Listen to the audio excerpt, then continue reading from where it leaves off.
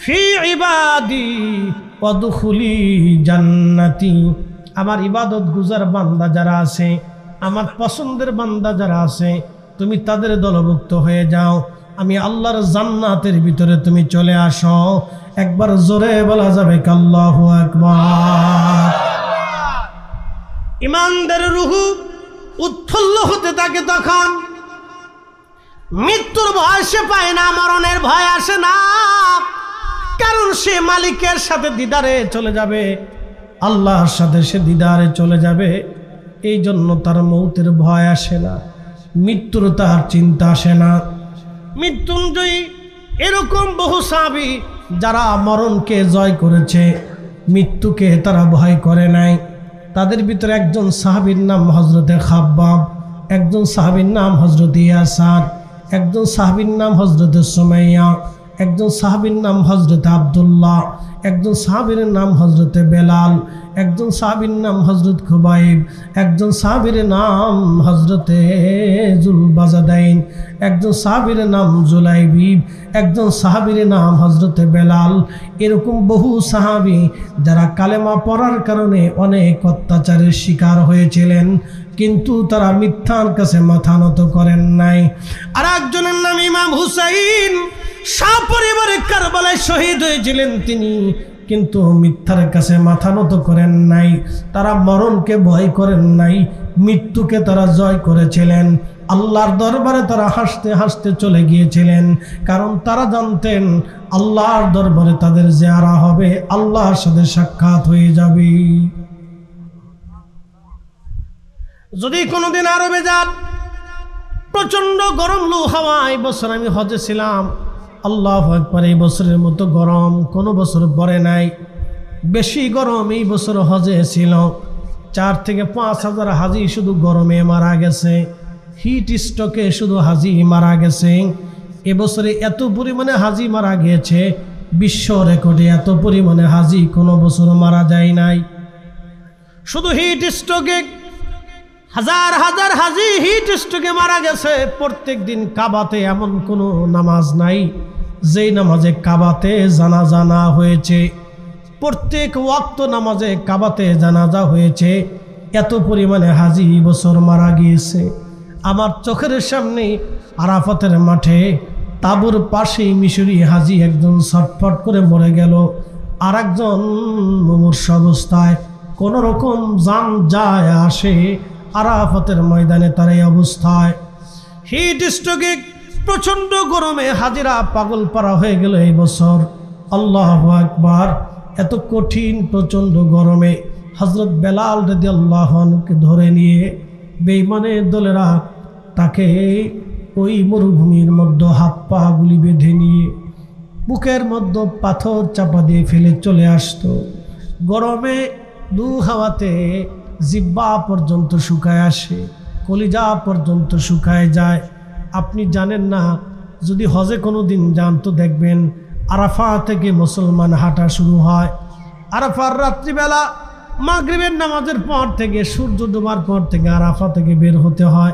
মুজদালিফায় হেঁটে হেঁটে আসা, মুজদালিফায় রাত্রি যাপন করে কোনো রকম একটু সময় পাওয়া যায়, বিশ্রাম শেষ করে এরপরে ফজরের নামাজ পড়ে আবার হাঁটা শুরু হয়ে যায়। মুজদালিফা হয়ে মিনার মাঠ দিয়ে, মিনার পাশ দিয়ে আপনাকে হেঁটে হেঁটে আসতে হবে জমারাতে, যেখানে শয়তানকে পাথর মারা লাগে। সর্বপ্রথম ছোট শয়তানকে পাথর মেরে 7টা পাথর মেরে আপনি চলে আসবেন। আহা, ছোট শয়তানকে আপনি পাথর মারতে হবে। পাথর মেরে আপনি হারামে চলে আসবেন। হারামে এসে অবশ্যই আপনাকে ফরজ তাওয়াফ করতে হবে। ফরজ তাওয়াফ শেষ করার পরে সাই করে আপনি যখন আসবেন তখন তখন আপনার চুল মুন্ডন করে, মাথা মুন্ডন করে আপনি হালাল হতে পারবেন। এই আরাফা দিন মুজদালিফা হয়ে জমারাত দিয়ে আপনাকে একেবারে হারাম শরীফের জিয়ারা করার পরে তাওয়াফ শেষ করে সাই করে হোটেল পর্যন্ত আসতে আপনি হিসাব করলে প্রায় 30 কিলো রাস্তা আপনাকে হাঁটা লাগে। পানির পর পানি, একটার পর একটা পানি চলতে থাকে। পানি যতই খান পানি শুধু ঘামের সাথে বের হয়ে আবার বাতাসে শুকিয়ে যাবে, জিহ্বা শুকায়, কলিজা শুকায় যায়। ওই প্রচণ্ড গরমে ওই দিন বেলালকে মরুভূমির মধ্যে তারা রেখে চলে আসলো। শুধু একটা শব্দ, আহাদ আহাদ, আল্লাহ এক, আল্লাহ এক, আল্লাহ এক, শুধু আল্লাহর একত্ববাদ। আমার রসুলের গোলামের জন্য মাসের পর মাস একজন সাহাবী এইভাবে মরুভূমির মধ্যে তাকে কষ্টের পর কষ্ট দিয়ে, নির্যাতনের পর নির্যাতন দিয়ে, তাকে কষ্ট করে অনেক ব্যথা দিয়ে তাকে পরীক্ষা করা হয়েছিল। তারপরও হযরত বেলাল রাদিয়াল্লাহু আনহু ঈমান ছেড়ে দেয় নাই। একবার জোরে বলা যাবে কি আল্লাহু আকবার। আশিক রাসূল হযরত বেলালকে আবু বকর সিদ্দিক রাদিয়াল্লাহু আনহু যে অনেক টাকা দিয়ে কিনে নিয়ে আসলেন। আল্লাহর নবী বললেন, বেলাল হিজরত করে আমরা মদিনায় চলে যাব, তুমিও চলে আসবে। আল্লাহর হাবিব হিজরত করে মদিনায় চলে আসলেন। বেলাল ও হাফসা দিয়ে মদিনায় চলে আসলেন। মদিনায় চলে আসার পরে আজানের আওয়াজ চালু হলো, আল্লাহু আকবার, আল্লাহু আকবার। স্বপ্ন যোগে নবীজিকে আল্লাহ আজান পাঠিয়ে দিলেন। আল্লাহর নবী ডাক দিয়ে বলেন, বেলাল কোথায়? লাব্বাইক ইয়া রাসূলুল্লাহ। বেলাল, আজকে থেকে নবী মদিনার মসজিদে তুমি আজান দিবা, আজকে থেকে তুমি মুয়াজ্জিন। অথচ বেলাল কিন্তু আরবি ছিলেন না, তিনি আজমি ছিলেন, তিনি হাফসি ছিলেন, আফ্রিকার ইথিওপিয়ার দেশের মানুষ ছিলেন। তিনি হযরত বেলাল রাদিয়াল্লাহু আনহু তিনি ইথিওপিয়ার দেশের মানুষ, কেনিয়ার দেশের মানুষ। ওখান থেকে তিনি মক্কায় বহুদিন তিনি আরবি জানতেন, কিন্তু পরিশুদ্ধভাবে বলতে পারতেন না। আজান শুরু হলো, আজানের ভিতরে বেলালের সহি হতো না। আশহাদুর জায়গা কোনো কোনো বর্ণনায় আছে আশহাদুর জায়গা আশহাদু পড়তেন বেলাল। আজান বিশুদ্ধ হতো না, কিন্তু আল্লাহর নবী তার বিশুদ্ধতার দিকে তাকান নাই, নবী আমার প্রেমের দিকে তাকিয়েছেন। বেলাল ভুল হইলেও বেলালের হৃদয় ছিল শুদ্ধ। কথা বলেন ঠিক কিনা? তার প্রমাণ আমি দেই। আগের যুগে 3 গ্রাম মিলে একটা মসজিদ ছিল, অথবা 2 গ্রাম মিলে একটা মসজিদ, অথবা বিরাট একটা গ্রামের একটা মসজিদ ছিল। এখন তো পাড়ায় পাড়ায় পাড়ায় পাড়ায় মসজিদ। কথা ঠিক কিনা? আগে সারা গ্রামে কয়টা মসজিদ? একটা ছিল বা 2টা ছিল। সারা 2 গ্রাম মিলেও একটা মসজিদ ছিল। একজন ইমাম নামাজ পড়াইতেন, তাকে এলাকার লোক মুন্সি বলতো। মুন্সি সাহেব, দেখেন এলাকার মুন্সি হলে কি হবে? মুন্সি সাহেবের ইমান এতটাই মজবুত ছিল, কোনো বাড়ির মহিলা যদি বেপরদায় রাস্তায় চলতো, ওই মুন্সি ওই বাড়ি খাবার খাইতো না। জোরে বলবেন কি আল্লাহু আকবার। এখন মসজিদ আছে, মুন্সিও আছে, হালালও আছে, হারামও আছে, সবই একসাথেই চলে। যার কারণে আমাদের ফু মারলে পানি ওষুধ হয় না, আগের মুন্সিরা পানির মধ্যে ফু মারলে ওষুধ হয়ে গেছে। জোরে বলা যাবে কি আল্লাহু আকবার। একিল ছিল মজবুত। জামানের কেরাতের বিশুদ্ধতা ছিল না, কিন্তু হৃদয়ের বিশুদ্ধতা ছিল। বেলালের অন্তরের বিশুদ্ধতা ছিল খুবই মারাত্মক। মদিনার মসজিদের মুয়াজ্জিন, সাতটিখানি কথা না। যদি কোনোদিন মদিনাতে যান, এখনো হযরত বেলাল যেখানে দাঁড়ায় আজান দিতেন, ওই জায়গাটা এখনো আছে। মারহাবা কর। ওই জায়গাটা এখনো আছে। রিয়াজুল জান্নার ডান পাশে পিছনের দিকে এরকম একটা ছাদের মতো করা আছে। সময় গেছিলেন না? চেয়ারম্যান সাহেব গেছেন, উনি দেখে আসছেন, ছাদের মতো আছে। এইরকম একটা ছাদের মতো এতটুকুনি হবে। এই জায়গাটুকুনি হযরত বেলাল ওইখানে দাঁড়া আজান দিতেন। ওই ছাদটা ছিল বনু নাজ্জার গোত্রের এক মহিলা সাহাবীর বাড়ি। তার ঘরের ছাদ ছিল ওইরকম। যদিও বর্তমানে এটা পাকা করে টাইলস করা হয়েছে, কিন্তু তখন সেটা মাটি দিয়ে পাথর দিয়ে বানানো ছিল। ওই ছাদের উপরে দাঁড়ায় বেলাল আজান দিতেন। এখনো মুয়াজ্জিনরা মসজিদে নববীতে ওইখানে দাঁড়ায় আজান দেন। একসাথে বলবেন না মারহাবা।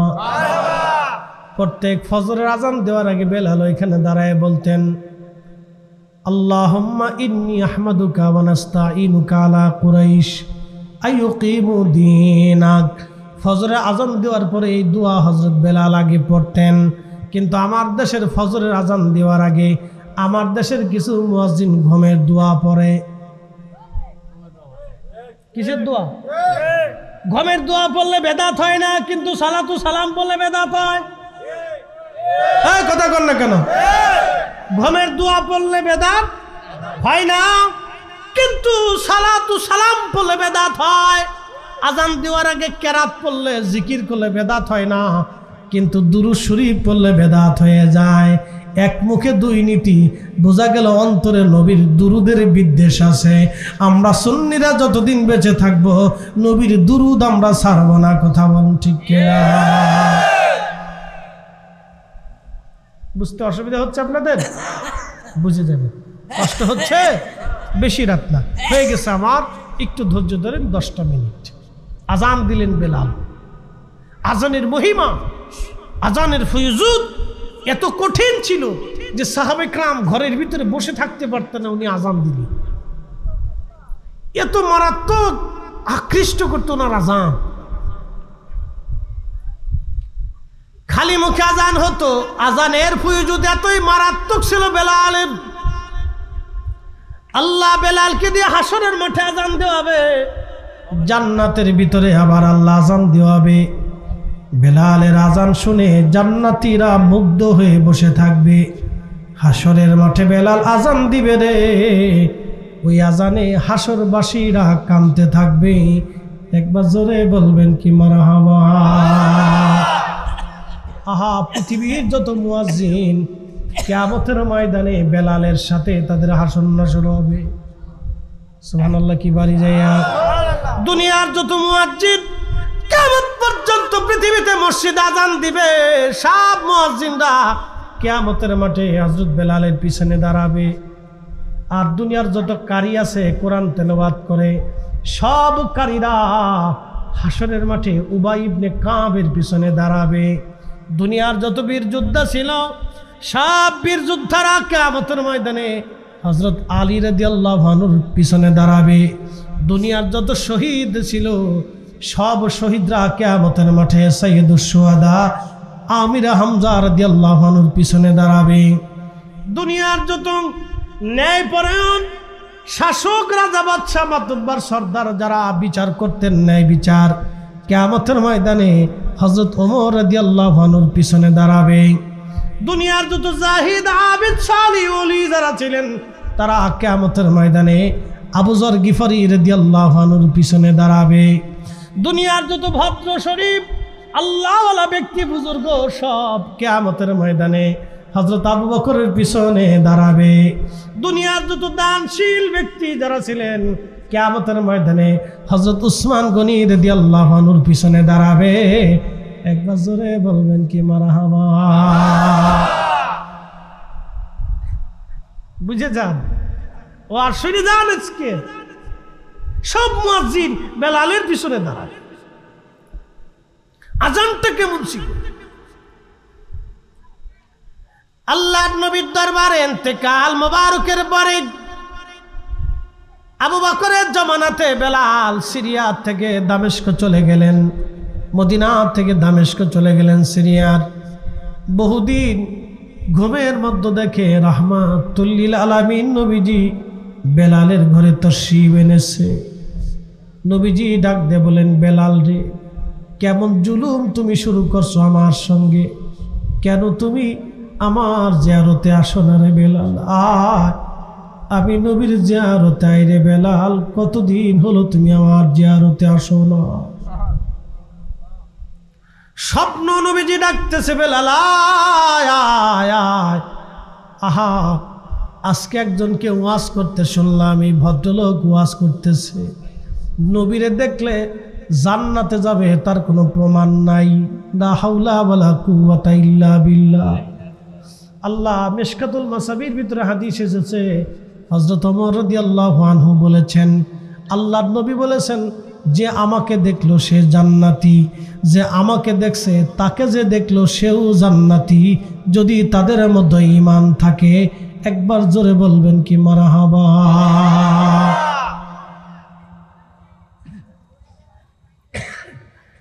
এ বুল্লার মুসলমান, নবী স্বপ্ন দেখালেন বেলাল আয়, আমি নবীর জিয়ারতে আসরে। বেলাল কেমন জুলুম তুমি আমার সাথে শুরু করছো, বেলাল কেন আসো না আমার জিয়ারতে? স্বপ্ন দেখার পরে বেলাল সিরিয়া থেকে রওনা হয়ে গেলেন।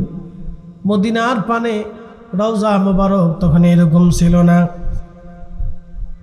কাঠের জালি দিয়ে রওজা শরীফ ঘিরে রাখা ছিল। তখন আবু বকর ওমর দুনিয়াতে জিন্দা। বেলাল আসছে রওজা শরীফের পাশে বসে বসে, রওজা মোবারকের মধ্যে মাথা ঠেকিয়ে বেলাল কাঁদতেছে। নবীজি গোলামকে আসতে বলেছিলেন, গোলাম আপনার কদম মোবারকে হাজির হয়ে গেছে। ইয়া রাসূলুল্লাহ, আমি আপনার জিয়ারতে আসছি। আপনি একটু নিজে চিন্তা করেন তো, আশেককে নবীজি ডেকে নিজের কাছে আনতেছে, আসো তুমি কেন আমার জিয়ারতে আসো না? বেলাল তুমি আসো আমার কাছে। আল্লাহর নবী বেলালকে কতটা ভালোবাসলেন, ইন্তেকালের পরও নবীজি জিয়ারত করার জন্য বেলালকে নিজের কাছে ডেকে নিয়ে আসছে।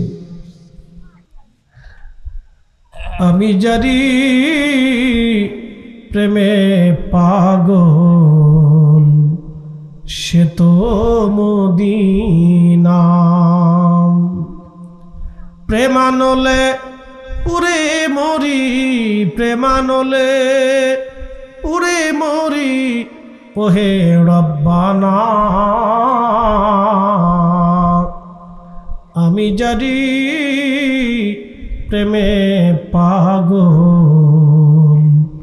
সে তো মদিনা। আমি জানি প্রেমে পাগল, সে তো মদিনা। হযরত বেলাল বসে বসে কাঁদতেছে, হুজুর আমি আসছি, আপনি আসতে বলেছিলেন, আপনার কদম মোবারকে আমি হাজির। নতুন মুয়াজ্জিন আসছে আজান দেওয়ার জন্য, এসে দেখতেছে রসুলের মুয়াজ্জিন বেলাল বসে বসে কান্না করে। নতুন মুয়াজ্জিন ডাক দিছে, সাহাবীরা নবীর মুয়াজ্জিন বেলাল ফিরে আসছে, তোমরা আসো। মদিনার থেকে সাহাবীরা বের হয়ে দৌড়ে আসছে, এসে দেখে নবীর মুয়াজ্জিন বসে বসে কান্না করে রওজা মুবারকে।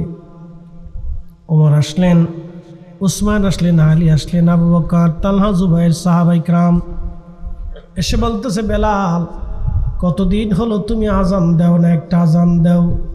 নবীর ইন্তেকালের পরে আর আজান তুমি দেও নাই। বেলাল বলতেছে, সাহাবীরা রে, আমি নিয়ত করেছি নবীর ইন্তেকালের পরে আর আজান দেব না। আমি কারে আজান শোনাবো? কে আমার আজানে নামাজ পড়াইতে আসবে বলো? বিরহ বেদনা তো কঠিন, প্রেমিক ছাড়া কেউ বুঝবে না। ইশকে রাসূল প্রেমিক ছাড়া কেউ বুঝবে না। বাবারে অনেক বিদ্যা হলে ইশকে রাসূল হয় না, অনেক অর্থ হলে ইশকে রাসূল হয় না। ইশকে রাসূল আল্লাহ যার কলিজার মধ্য দিয়ে দেয়, তিনি শুধু ইশকে রাসূলের অধিকারী হয়। কি কথা বলেন ঠিক কিনা? সবার অন্তর কিন্তু রাসূলের মহব্বতে কাঁদে না, সবার দিল কিন্তু রাসূলের ইশকে জিন্দা হয় না। হযরত বেলাল কাঁদতেছে, বলে না আমি আর আজান দেব না। সাহাবে کرام বলেন, হাসান হুসাইনকে ডেকে নিয়ে আসো। হযরত হাসান হুসাইনকে ডেকে নিয়ে আসা হলো। দুইজনের চেহারা আল্লাহর হাবিবের চেহারা মোবারকের মতো ছিল, নানা চেহারা দুইজনে পেয়েছিলেন। হযরত বেলাল রওজা শরীফ থেকে উঠে দৌড়াইয়া হযরত ইমাম হাসানের বুকের মধ্যে মাথা ঠেকাইয়া গুন গুন করে কাঁদতেছিলেন। আবার ইমাম হুসাইনের বুকের মধ্যে মাথা ঠেকা বেলাল কান্দে।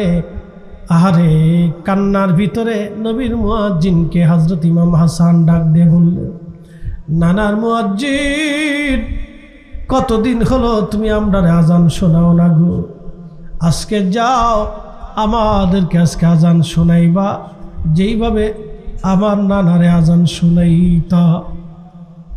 হযরত বেলাল একটা দৌড় দিয়ে সেই মহিলার ছাদের উপরে দৌড়ায় চলে গেলেন। সেই ছাদটা এখনো মসজিদে নববীতে আছে। যদি কোনোদিন যান দেখবেন একবারে রিয়াজুল জান্নার ডান পাশে পিছনের অংশে একবারে কাছাকাছি। ওইখানে দাঁড়ায় বেলাল আজান শুরু করলেন, আল্লাহু আকবার আল্লাহু আকবার। সারা মদিনায় আজানের আওয়াজ ছড়ায় গেল। ঘর থেকে মহিলারা, বাচ্চারা, শিশুরা, বৃদ্ধরা সবাই মিলে মদিনার রওজা শরীফের দিকে, মসজিদে নববীর দিকে দৌড়ায় দৌড়ায় আসে। আশহাদু আল্লা ইলাহা ইল্লাল্লাহ,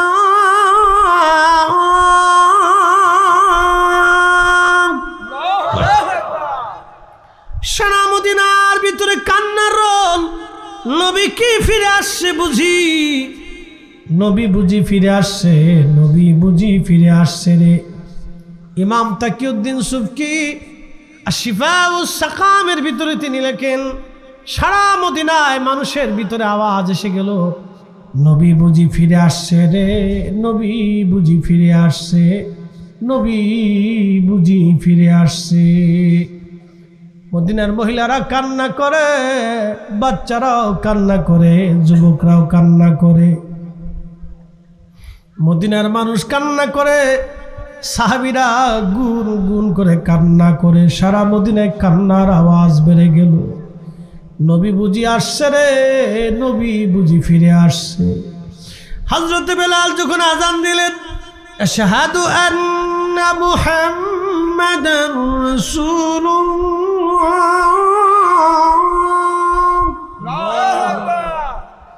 সমগ্র মদিনার মাটিগুলি থরথর থরথর করে কেঁপে উঠল। চিৎকার মেরে জোরে বলা যাবে কি, ইয়া রাসূলুল্লাহ, আমি জানি প্রেমে পাগল, সে তো মদিনা, প্রেমানলে পুরে মরি, প্রেমানলে পুরে মরি, ওহে রব্বানা, আমি জানি প্রেমে পাগল, সে তো মদিনা। মদিনার মাটি থরথর করে কেঁপে উঠল। পৃথিবীতে কোনোদিন কখনো হবে না, হয় নাই, হবে না, কারো আজানে পৃথিবী কেঁপে উঠবে না। একজনের আজানে পৃথিবীর মাটি কেঁপে উঠেছিল, তিনি বেলাল। বেলাল বেলাল বুঝেন তো, ওই দিন যদি মদিনার মাটি এইভাবে কেঁপে উঠছে, তাহলে মদিনার মানুষের হালত কি হয়েছিল বুঝতেই পারতেছেন। সাহাবীরা পাগল পারা হয়ে যেখানে সেখানে তারা বসে বসে কান্না করতেছিল, রসুল কি আমাদের মাঝে আবার ফিরে আসছেনি? আহা, সারা মদিনাতে কান্নার রোল পড়ে গেল। বেলাল অজ্ঞান হয়ে পড়ে গেলেন, আর তিনি আজান দিতে পারেন নাই, কোনোদিন আর তিনি আজান দেন নাই। আমার পেয়ারা নবীর ইন্তেকালের পরে একটা আজান তিনি দিয়েছিলেন। ওই এক আজানে মদিনাতে মনে হয়েছিল কিয়ামত হয়ে যাচ্ছে। মদিনার মানুষগুলি পাগল পারা হয়ে গিয়েছিল। এই জন্য আল্লাহ রসুল দোয়া করে গেছেন, আল্লাহ আমার মদিনার মানুষে যারা কষ্ট দিবে, আমার মদিনার মানুষকে যারা ব্যথা দিবে, আমার মদিনার মানুষে যারা ভয় দেখাবে, আমার মদিনার মানুষকে যারা মন্দ বলবে, আমার মদিনার মানুষকে যারা গালি দিবে, আল্লাহ কিয়ামতের ময়দানে আমি রসুল তার জন্য বদদোয়া করে গেলাম, তার জীবনের জিন্দেগির আমলগুলি বরবাদ হয়ে যাবে। আমি নবীর পক্ষ থেকে তার উপরে লানত, আপনি আল্লাহর পক্ষ থেকে লানত, আপনি রসুলের পক্ষ থেকে তার উপরে লানত। এই জন্য মদিনার সব কিছুই আপনার কাছে ভালো লাগবে। মদিনার মানুষ আশিক রসুল ছিল, কিয়ামত পর্যন্ত মদিনার মানুষ আশিক রসুল থাকবে। একবার জোরে বলা যাবে আল্লাহু আকবার। মদিনার মানুষ কিয়ামত পর্যন্ত আশিকে রাসূল হয়েই থাকবে। কারণ রাসূল কারীমের রওজা মুবারকের হাওয়াগুলি মদিনায় ছড়ায়। এখনো যদি যান মদিনার মানুষ আশিকে রাসূল, ইশকে রাসূল তাদের মধ্যে, মদিনার বাচ্চারা মদিনা দিয়ে হাঁটবে, চলবে, খেলাধুলা করে, দেখবেন কোনো শয় শব্দ নাই, লাফালাফি চিল্লা ফাল্লা তারা করে না। মদিনার বাচ্চারা খুব নীরবভাবে মদিনার মধ্যে চলাফেরা করে। এত ভদ্র পৃথিবীর কোনো বাচ্চা আপনি পাবেন না। মদিনার বাচ্চারা এত ভদ্র হয়ে থাকে কারণ ওরা জানে আল্লাহর নবী এখানে ঘুমানো, আমরা রসুলের বংশধর, নবীর প্রতিবেশী। ওদের মতো শরীফ এবং ভদ্র পৃথিবীতে আর কোথাও আপনি পাবেন না। একবার জোরে বলবেন কি আল্লাহু আকবার। এসেছেন যত নবী সকলের ইমাম, সালাম নবী তোমায় হাজারো সালাম, ইয়া নবী সালাম আলাইকা, ইয়া রাসূল সালাম আলাইকা, ইয়া হাবিব সালাম আলাইকা, সালাম আলাইকা।